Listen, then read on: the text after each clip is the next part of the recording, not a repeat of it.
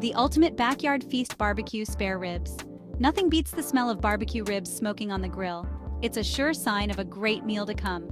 Tender, juicy ribs, coated in a finger-licking sauce. That's what we're making today. This recipe is easy to follow, even for beginners. Get ready for the best barbecue ribs you've ever tasted, right from your own backyard. Before starting, don't forget to like, share, and subscribe. Now, let's gather our ingredients.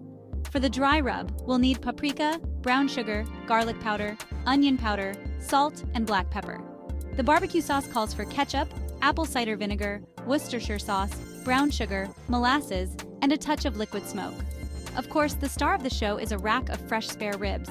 Choose ribs with a good amount of marbling for maximum flavor. First things first, let's prepare those ribs. Rinse them under cold water and pat them dry with paper towels. Next, remove the thin membrane on the back of the ribs. This helps the flavors penetrate the meat. Now, for the dry rub. In a bowl, combine all the spices: paprika, brown sugar, garlic powder, onion powder, salt, and pepper.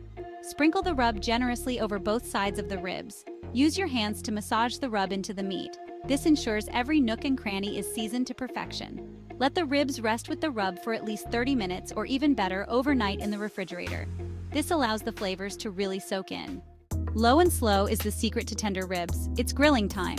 Preheat your grill for indirect heat at a low temperature, around 250 degrees Fahrenheit or 120 degrees Celsius. For gas grills, turn on one side burner. For charcoal grills, push the coals to one side. Place a drip pan with water beneath the grates where the ribs will cook.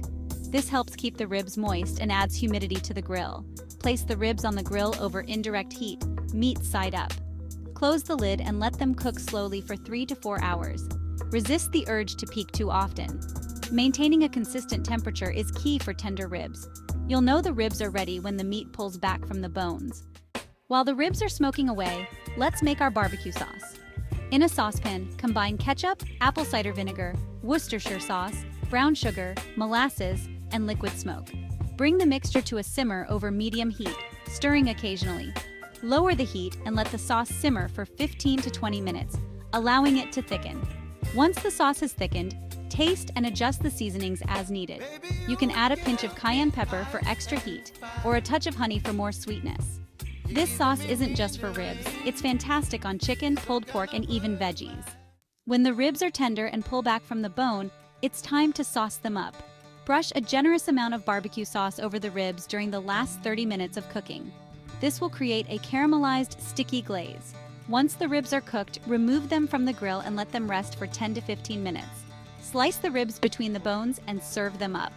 These ribs are perfect on their own, or you can pair them with classic barbecue sides like coleslaw, potato salad, and cornbread.